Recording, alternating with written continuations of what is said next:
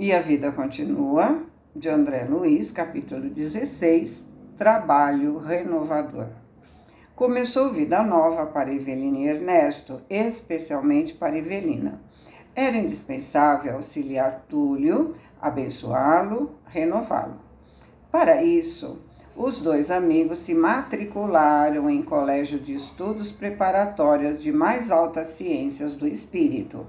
Radiantes de esperança e entusiasmo, adquiriram conhecimentos em torno de evangelização, reforma íntima, sintonia mental, afeição, agressividade, autocontrole, obsessão, reencarnação.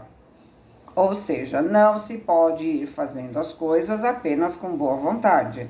É preciso preparação.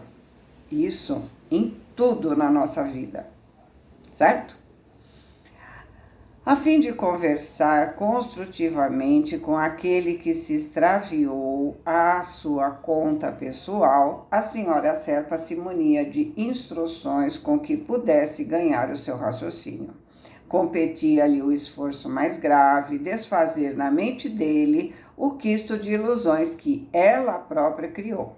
Mas Fantine, que se compadeceu fundamente do rapaz menos feliz, de acordo com os avisos do Instituto de Proteção, poderia acompanhá-la a pequena distância, com a obrigação de intervir quando necessário. No dia marcado para o início da tarefa, a subdividir-se em visita de esclarecimento e enfermagem 3 vezes por semana, Ribas seguiu em pessoa os 2 obreiros para o refúgio de saúde mental em que os novos deveres se impunham a eles. Integrando diminuta comunidade de enfermos da alma, o jovem Mancini se achava recluso em dependência solitária que o instrutor informou estar erguida à base de material isolante contra o impacto de vibrações suscetíveis de agravar sua sede de companhias menos recomendáveis. Ou seja, como ao ter contato com Evelina, ele baixou o padrão vibratório, né, que ele tinha elevado para conseguir ajuda. Aí, quando ele viu a Evelina, ele baixou o padrão vibratório. Então, para ser ajudado, ele precisava ser isolado dos afins, com quem ele viveu todo aquele tempo que ele ficou lá no baixo umbral, né? Ou seja, daqueles que tinham as mesmas vibrações infelizes que ele estava tendo também naquela época, né? Por isso, ele era mantido em isolamento por energias que o protegiam desses afins. O orientador apresentou os 2 companheiros às autoridades e auxiliares do pouso de reajuste e tanto Evelina quanto Ernesto, sob o consentimento da simpatia geral, puseram mão à obra. Túlio acolheu encantado a presença da moça e de começo reafirmava que os protestos de devoção afetiva em declarações de lealdade e ternura. No entanto, a senhora Serpa redobrou cautelas emolduradas de carinho, suplicando a inspiração da vida maior, para não falhar na missão que abraçou. Então, ela precisava de inspiração, porque ela o amava e não poderia falhar na função de cuidadora, mesmo porque aquele orgulhozinho, né, de que ele gosta dela, também estava em jogo ali, né? Os diálogos terapêuticos prosseguiam pontualmente. Apesar disso, Mancini não se desapegava da paixão que o absorvia, lembrando um barco chumbado ao solo, incapaz de afastar-se do cais. Então, se mantinha na mesma ideia, aquela monoideia de reconquistar a Evelina, de ter a Evelina para ele, né, como se fosse fisicamente. Assim que Evelina começava a preparar clima adequado às lições, ele choramingava como criança doente. Declarava-se indisposto, inabilitado para o estudo, desconsiderado, ofendido nos brios próprios. Afirmava-se avesso a qualquer ponderação filosófica, alegando não sentir inclinação para assuntos de fé. Insistia em se reconhecer unicamente um homem, na definição dele mesmo.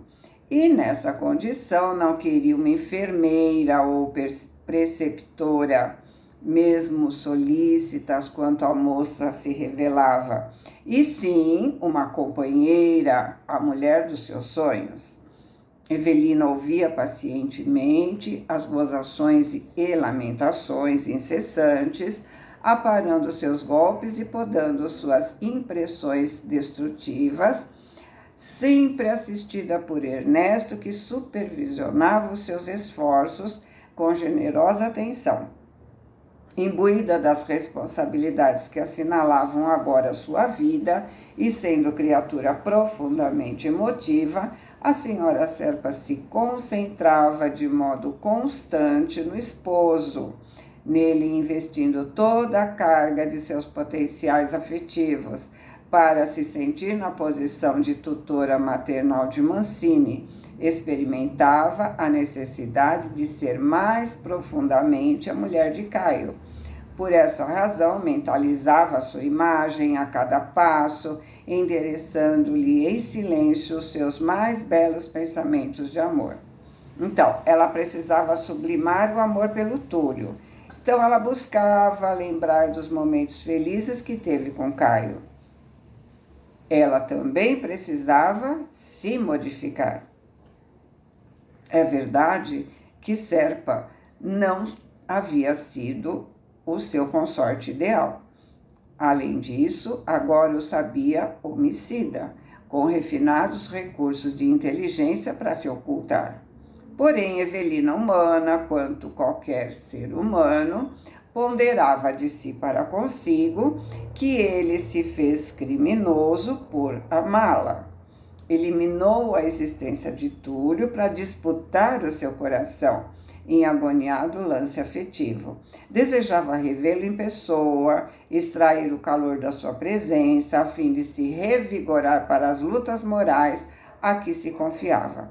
Entretanto, por mais solicitassem permissão para visitar a família terrena, Fantine e ela obtinham regularmente a mesma resposta dos mentores: muito cedo. Por isso, se reconfortavam com estudo e trabalho. De vez em vez, tete a tete entre ambos, as confidências. Ernesto falava enternecidamente da esposa Elisa e da filha Celina. Sensibilizado, tecia no mágico painel da saudade a imagem das duas por espelhos cristalinos de amor, em que gostava de se olhar, embora a filha o tratasse muitas vezes com rebeldia cruel. De certo que a viúva e a jovem não enfrentavam dificuldades materiais de vulto maior. Deixou renda expressiva para elas, boa casa, algum dinheiro em mãos honestas a fornecer-lhes pensão sólida e os seguros em que montou defensiva doméstica. Mas e a ausência? Constantemente se perguntava junto da amiga que se transformou em irmã de todas as horas. A ausência, a distância. Os dois se perdiam em conjecturas, antegozando alegrias de reencontro. Se achavam suficientemente informados de que agora entre eles e os amados do mundo se levantava um muro de vibrações diferentes.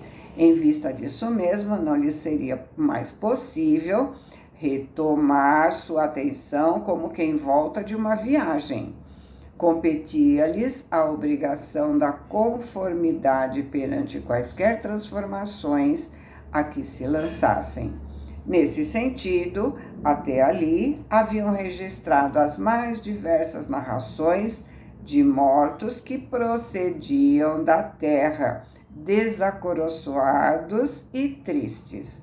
diante da impossibilidade de serem vistos, ouvidos, assinalados, tocados pelos parentes. Então, precisavam entender que estavam em dimensões diferentes e agora precisavam crescer como espírito para poder entender e aceitar as modificações que aconteceram aos familiares com a ausência deles.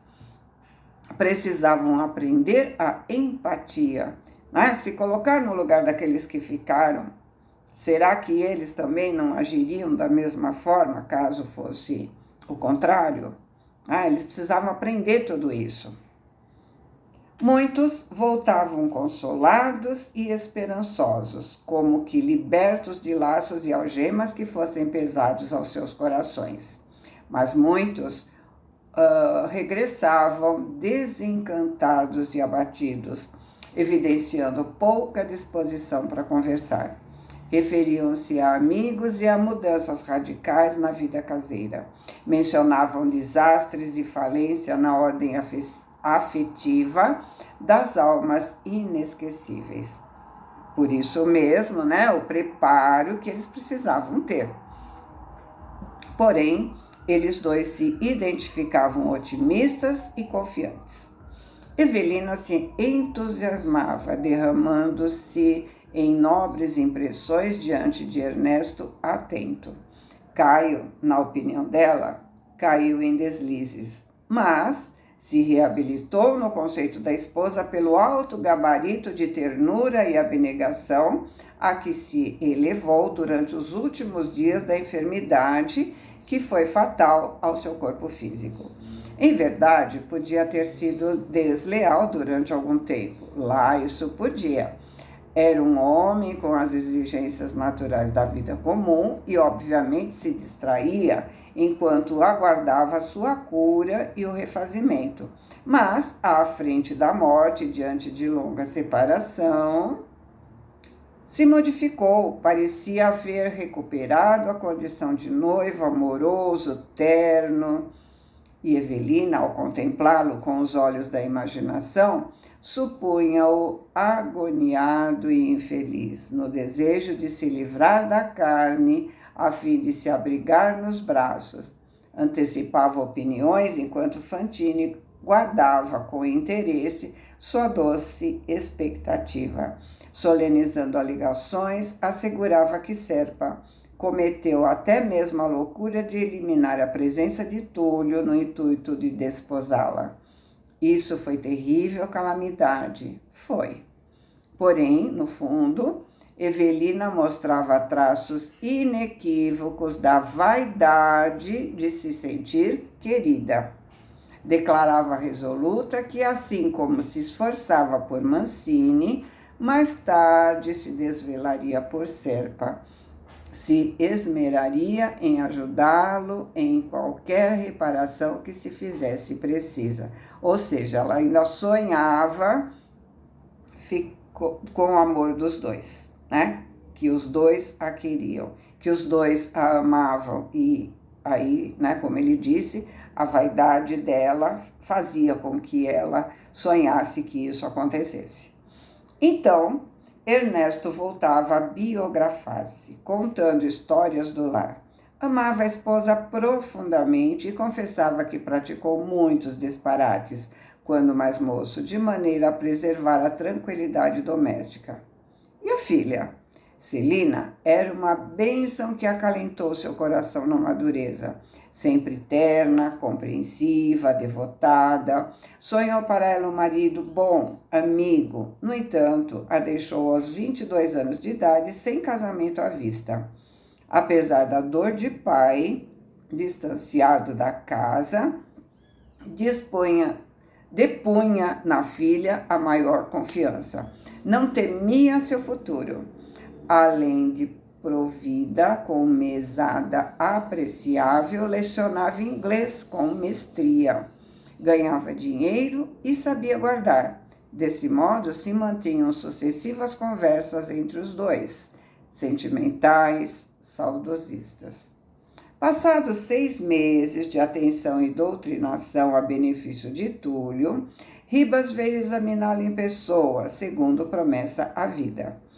Após verificar a pontualidade e a eficiência de Evelina, através de anotações referendadas pelas autoridades orientadoras da casa, penetrou o aposento do enfermo, categorizado para ele como médico em acurada inspeção. Porém, ao primeiro olhar, reconheceu que Mancini apresentava escasso proveito com as lições recebidas. Apático, denunciava na mente uma ideia central: Evelina. E com Evelina no miolo das mais profundas cogitações, vinham as ideias satélites, o anseio de transformá-la em objeto de posse única, o tiro de Caio, o desejo de vingança e as escuras alusões da piedade. Então, não adianta a gente querer ensinar quem não está disposto a aprender. Como se diz, quando o discípulo está pronto, o mestre aparece. Ou seja, só aprendemos quando necessitamos conscientemente do aprendizado. Aí vamos nos abrir para as novas ideias. Mas ele se mantinha no monoideísmo, se mantinha na autopiedade, na dor do tiro, na paixão por Evelina. Ele não estava nem um pouco interessado na sua reforma íntima.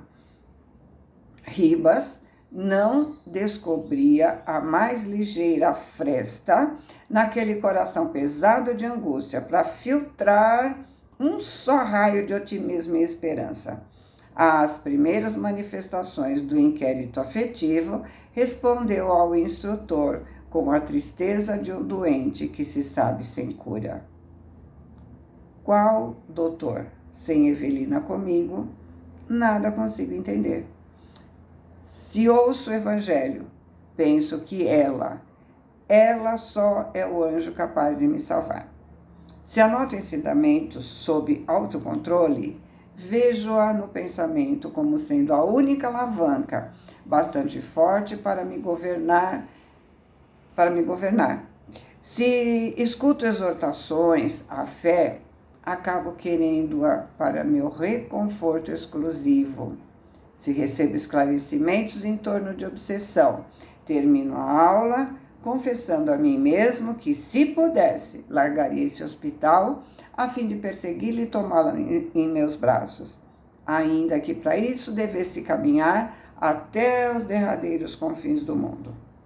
O mentor sorriu paternal e aconselhou calma, equilíbrio. Reflitamos, meu filho, que somos espíritos eternos. Urge conservar serenidade, paciência. Felicidade é obra do tempo, com a bênção de Deus. Olha que frase: felicidade é obra do tempo, com a bênção de Deus. Ou seja, trabalho, mudança interior com o nosso esforço. O rapaz revidou ácido, irreverente. Não pediu e não aceitava conselhos. Hábil psicólogo, Ribas se despediu. À noite esteve com os amigos e elogiou o trabalho de Evelina. A empresa de reeducação foi efetuada com segurança. Túlio, entretanto, não reagiu construtivamente. Mostrava-se apático e embutido nas fantasias que estabeleceu em prejuízo próprio. E terminou dizendo para Fantine e para a senhora Serpa que o ouviram atentos. Não vejo qualquer interesse para Mancini na permanência aqui. Forçoso dedicarmos esforços para que aceite voluntariamente a miniaturização. E aqui em nota o André coloca, que miniaturização ou restringimento no plano espiritual significa estágio preparatório para a nova reencarnação. A gente já viu isso em outros livros, mas como tem gente que não segue a sequência, por isso que ele deixou essa nota aqui no livro, né? E aí a Evelina respondeu assustada: renascer? Será preciso tanto? E Ribas responde: nosso amigo está mentalmente enfermo, profundamente enfermo, traumatizado, angustiado, fixado. O remédio será começar de novo. Ainda assim, terá dificuldade e desajustes pela frente. O benévolo mentor não traçou advertências, nem articulou qualquer sugestão. E tanto Ernesto quanto Evelina, enfronhados agora nos imperativos e provas da reencarnação, silenciaram de repente, pensando. E aí, né? Vamos ficar pensando, ver o que a gente pode modificar no nosso dia a dia em favor da nossa reforma íntima, né? Boa semana, fiquem com Deus, amo vocês.